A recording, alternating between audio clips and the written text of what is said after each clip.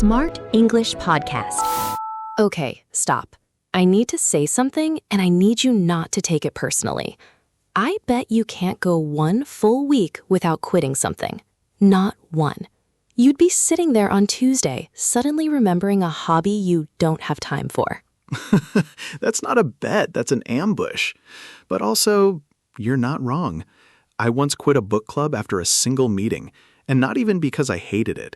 We were supposed to discuss chapter 4, and someone had read the whole book. I felt outclassed. I left. You quit a book club because someone was too prepared? That's not walking away. That's a tantrum with good posture. Hey, I prefer selective withdrawal. It sounds strategic. And for the record, my quitting record is a point of pride, not shame. I've quit gyms, courses, races, one extremely aggressive chess app. A chess app? How do you quit an app? You just deleted, Jake. No, I sent it a message first. I told it I was leaving for a less competitive environment. But seriously, I once quit a 5-kilometer race at kilometer 2. My legs held a meeting and voted to stop. That's not quitting, that's democracy. Democracy. Okay, so you're telling me you're a professional quitter and I should be impressed? Not impressed, informed. Because here's the thing nobody tells you. Knowing when to walk away is a skill. Most people stay in things far too long, jobs, friendships, projects, because they're afraid of looking like a quitter. And that fear costs them years. That's a big claim. Walking away is a skill? That sounds an awful lot like a fancy way of saying I give up. No, there's a difference. And it's the whole conversation we're about to have. Giving up is when you stop because it's hard. Walking away is when you stop because it's wrong. Two different animals. And hey, English learners, welcome back to the English Learning Podcast. If you've just joined us, you've walked into the middle of Jake's defense of his quitting record and a bet he's already lost. I'm Emma, and this is Jake, self-proclaimed expert in knowing when to walk away. And that's actually our topic today. So Jake, since you're the expert, teach us. Where did you learn this? The hard way. 2 years ago, I was running a project, a small business idea I'd poured everything into, savings, weekends, my whole self-confidence. And after about 18 months, I knew in my gut it wasn't going to work. So what did you do? I ignored it for another 6 months because everyone kept saying, don't give up, keep going, it'll turn around. And I didn't want to be the one who quit, the person who walked away while everyone else was still cheering. The pressure of being the one who gives up. I know that feeling. It's like the whole room is holding its breath, waiting for you to be the one who breaks. Exactly. So I stayed, and I kept pouring in money and energy trying to make it work. And the whole time, my body was telling me the truth. I wasn't sleeping, I was dreading every morning, I'd started snapping at people for no reason. The classic signs. Your body knows before your brain admits it. Then one Tuesday, I remember it exactly. I was staring at a spreadsheet, and I realized I was hoping the business would fail so I'd have permission to stop. I was waiting for an excuse, and that's when I knew I had to walk away myself. And did you? Walk away, I mean? I did. I closed it down the next week. And honestly, it was the most terrifying and the most peaceful thing I've ever done. Terrifying because I was admitting failure. Peaceful because the fight was finally over. And you know what? Nobody was even disappointed. Everyone said, we thought you'd done it months ago. Everyone could see it, but you. That's so human. We're the last ones to see our own situation clearly. But I want to hear your story. Wait, no, let me share mine. I stayed too long somewhere too. Go on. I knew you had one. You had that look. A job. I stayed 2 years past the moment I knew it was wrong. Not because I loved it, I didn't, but because I'd been there for years. I'd made commitments, people relied on me, and leaving felt like betrayal. The loyalty trap. You stay out of guilt, not out of love. And guilt is a terrible reason to stay anywhere. It is, and the worst part? I'd have these little moments of clarity. Flashes where I'd think, this isn't working. And then I'd talk myself out of it. It'll get better. It's just a bad season. What would you even do instead? The what would I do instead question. That's the fear question, isn't it? It keeps you stuck because it has no easy answer. Exactly. I was so afraid of the unknown that I stayed in the known misery. At least the misery was familiar, known, predictable. The unknown was scarier. So what finally broke the loop? What made you leave? The Sunday night feeling. Every single Sunday, my stomach would drop. That dread in your chest, because Monday was coming. For 2 years, I spent every Sunday evening feeling sick. And one night, I sat there and thought, I have one life, and I'm spending it dreading Mondays. That's the sentence. That's the moment. And what did you feel when you finally handed in your notice? Relief. Pure, instant relief. And that's when I knew I'd waited at least a year too long. The relief told me the truth that my brain had been hiding from me. And that's the test, isn't it? The relief test. Imagine whatever it is over. The job, the project, the relationship. Gone. Do you feel relief or do you feel panic? Relief means you already know the answer. Panic means you're not done yet. The relief test. I love that. It cuts through all the arguments and all the guilt, and it just asks your heart what it already knows. And the opposite version works too. The dread test. When you imagine staying, do you feel peace or dread? If the future with this thing makes you feel small and heavy, your body has already voted. You just haven't counted the votes. Okay, but I want to push back here because I think there's a trap in the other direction too. Sometimes we feel relief at the idea of leaving because we're tired, not because it's wrong. I've quit things while tired that I should have finished. Tired me makes terrible decisions. That's fair. And it's the other side of the coin. So how do you tell the difference between this is wrong and I'm just tired? That's the real question, because the Sunday dread felt different from tiredness. Tiredness is, I need a break. The dread was, I need out. But I only knew the difference after I'd left, which is frustrating. You always know the answer in the rearview mirror. You always know in the rearview mirror. That's the whole frustrating business of decision-making. You never get perfect information at the time. You get enough, and you go. So there's no perfect test. You gather the signs, the dread, the relief, the body, and then you make the call with imperfect information. Exactly. And I think that's the honest insight of this whole conversation. Knowing when to walk away isn't a magic skill. It's the courage to act on what you already know, before the waiting makes it worse. Before the waiting makes it worse. And that's the part I regret most, honestly. Not the leaving, the waiting. I lost a year of my life to that Sunday feeling because I was scared of the goodbye. And that's the thing about staying too long. You don't regret the walk away, you regret the delay. The leaving itself is never the mistake. The waiting is. You don't regret the walk away, you regret the delay. That's going on the poster. But hold on, I want to be careful because I don't want this episode to turn into quit everything all the time. Some things deserve persistence. Oh, completely. And that's the other half of the skill, knowing when not to walk away. The trick isn't leaving everything. It's knowing what you're staying for. So how do you know a struggle is a phase, something to push through, rather than a sign? I think it comes down to direction. Is the struggle taking you somewhere? Is there growth? Is there a future? Or is it just a hole you keep digging? Growth is a reason to stay. Digging is a reason to look up. Growth versus digging. I like that. And I'd add one more question. Are you staying because you want to, or because you've already invested too much to leave? And that right there is the sunk cost trap. Sunk cost is the money, time, and energy you've already spent that you can never get back. And it tricks us into staying because we think, I've come this far, I can't stop now. The sunk cost fallacy. You know, the mistake of letting past investment decide your future. It's why people finish terrible books, stay in dead-end jobs, and keep feeing dying projects. They're not staying for the future. They're staying for the past. And the past is gone, Emma. It's not coming back whether you stay or leave. The only question that matters is, what does the future look like from here?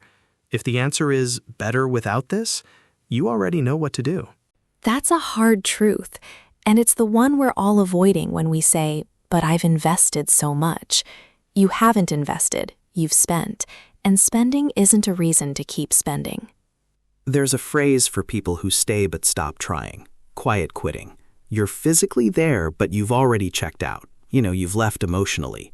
And honestly, that's worse than walking away. It's staying without being there. Ooh, quiet quitting. That's a modern one. I love it. You keep the seat but lose the soul. You're not getting the benefit of leaving, and you're not getting the benefit of staying. Worst of both worlds. Exactly. Which is why I think the kindest thing you can do for everyone is to leave properly. Walk away cleanly with honesty, instead of slowly dying inside while pretending everything's fine. And that brings me to something I want to ask you. The difference between walking away and burning bridges.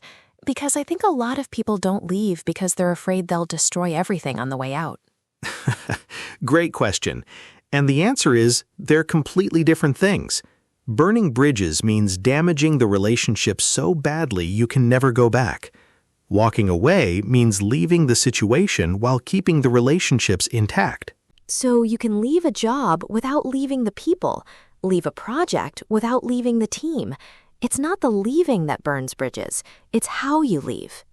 Exactly. Walk away from the situation, not from the people. I close my business, but I still have lunch with the people I worked with. The quitter sneaks out the back door in a huff, in anger. The walker away says goodbye properly. The walker away. I love that. It's not a word, but it should be. So leaving well is its own skill. It's not just when to leave, it's how. And there's an old saying, quit while you're ahead. It sounds like gambling advice, but it's actually life advice. It means leaving on your own terms while things are still okay, not waiting until you're forced out, bitter and exhausted. Quit while you're ahead. And we're so conditioned to think quitting is shameful, that winners never quit. But there's a difference between quitting and quitting while you're ahead. One is defeat, the other is strategy. And here's the uncomfortable part. Staying when you should leave isn't brave. It's just comfortable. Staying in the wrong thing is often the lazy option. You don't have to change. You don't have to face the unknown. You just keep going. Ooh, that's a sharp point. Staying can be the lazy option. That flips everything. We think leaving is the easy way out, but sometimes staying is. Staying means no big decisions, no scary conversations, no goodbyes. Leaving takes real work. Exactly. Which is why walking away, properly, with honesty and respect, is one of the bravest things you can do. It takes more courage to leave than to stay. Anyone can stay. Staying is the default. Anyone can stay. Staying is the default. That's the line. So let me ask you the question I've been circling all episode. After all your stories, your job, my business, the book clubs, what's the real reason we stay too long? I think it's fear of being the bad guy, the one who leaves, the one who didn't try hard enough. We'd rather be unhappy than be seen as the person who gave up. Our reputation with strangers matters more than our happiness with ourselves. Our reputation with strangers matters more than our happiness with ourselves. That's brutal, and it's true. We stay for an audience that isn't even watching. People who get to watch from the cheap seats, but don't feel our stress.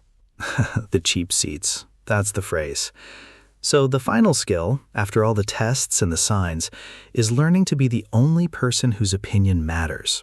You're the one who has to live with the staying or the leaving, not the audience. And that's the grounded truth of this whole episode. Knowing when to walk away is really just knowing yourself, your limits, your values, your own voice, and trusting that voice over the noise. And the voice gets easier to hear the more you listen to it. I keep a list of things I walked away from. The business, a couple of friendships, a terrible chess app, and I look at it when I doubt myself. Every single one was the right call. Not one regret. A list of walkaways. I love that. It's like evidence for future you, proof that you've made good exits before, so the next one isn't so scary. Exactly. And the list reminds me that leaving isn't failure. My business failed. The leaving was the smartest thing I did. The failure was in staying 6 months too long, not in walking away. That's the reframe of the whole episode. The failure isn't the leaving. The failure is the waiting. The leaving is the fix. Okay, I think we're ready for the words. You know what time it is.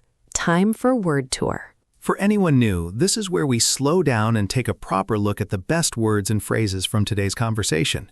First word, give up. It means to stop trying, usually because something is too hard. Example, he wanted to give up on the marathon after 10 kilometers. And my example, I almost gave up on the job search, but I'm glad I didn't. Notice the difference we've been drawing all episode. Give up is about difficulty. Walk away is about wisdom. Second word, walk away from. It means to leave a situation deliberately because it isn't right for you. Example, she walked away from a job that was making her miserable. And mine, I walked away from the project when I realized it was never going to work. It's stronger and more deliberate than leave. It carries the sense of choosing, of deciding. Third word, sunk cost. It's the time and money you've already spent that you can't get back. Example, the trip was a disaster, but we finished it because of the sunk cost. And the phrase people actually say, I can't stop now, I've invested too much.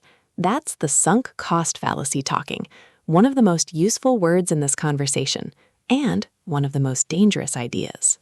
Fourth word, call it quits.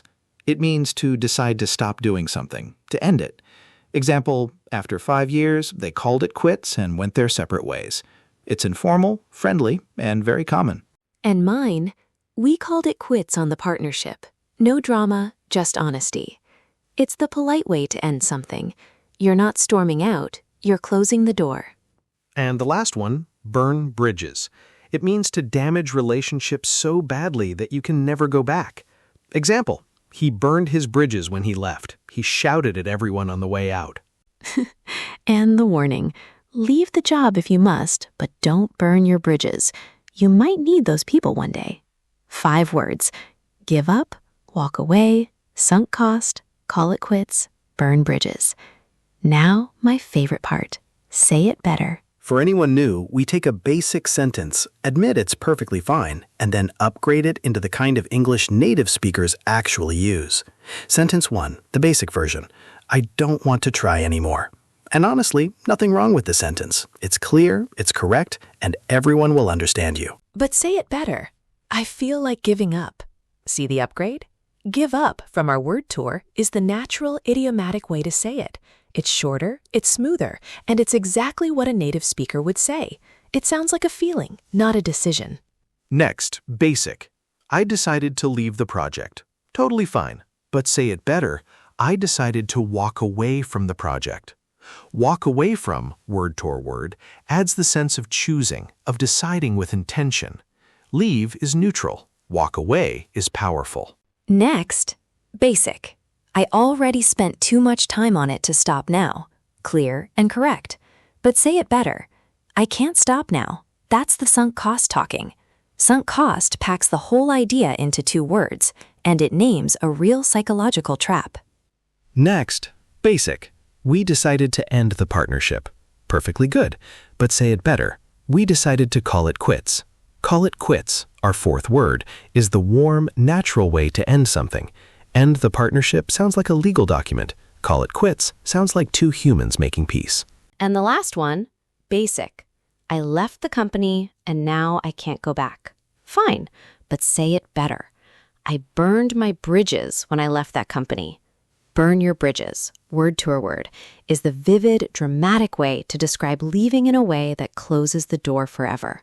5 upgrades, 5 word tour words. That's the system. Okay, and now back to the bet.